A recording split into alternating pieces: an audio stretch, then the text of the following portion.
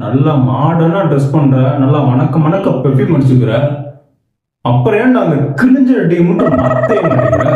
டேய், அது உள்ளதான்டா போட போறோம், அதுக்கு எதுக்குடா பெருசா செலவு பண்ணிக்கிற?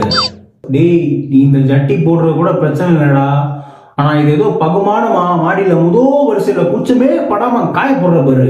டேய், கிழிஞ்ச ஜட்டி போடுறது அவமானம் இல்லடா, அதுக்கு பின்னாடி எவ்வளவு பெரிய வரலாறு இருக்கு தெரியுமா? நல்லா சொல்றேன் கேட்டுக்க.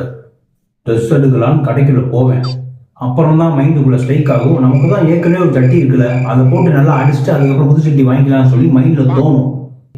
அப்புறம் வீட்டுக்கு வந்து பார்த்தா அது பல நாளா வீட்டுல துவைக்காத சட்டி.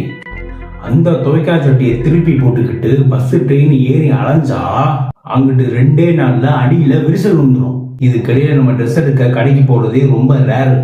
கிழிஞ்ச சட்டியையும் துவைக்காத சட்டியும் 6 மாசம் மாத்தி மாத்தி போட்டு அடிப்போம். சரி, அந்த சட்டி தான் ரொம்ப துவைக்காமல, அப்படியே ஒரு நாள் பிடிச்சி துவைச்சா அந்த சட்டி பாதி கிழிஞ்சு போயிடும் அடியில.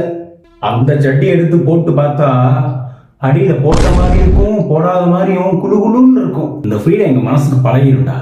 என்னப்பா 1000 ரூபாய்க்கு ஜாக்கெட் சட்டி போடுறவன், ஆனா 100 ரூபாய்க்கு ஆனந்த் சட்டி போடுறவன்.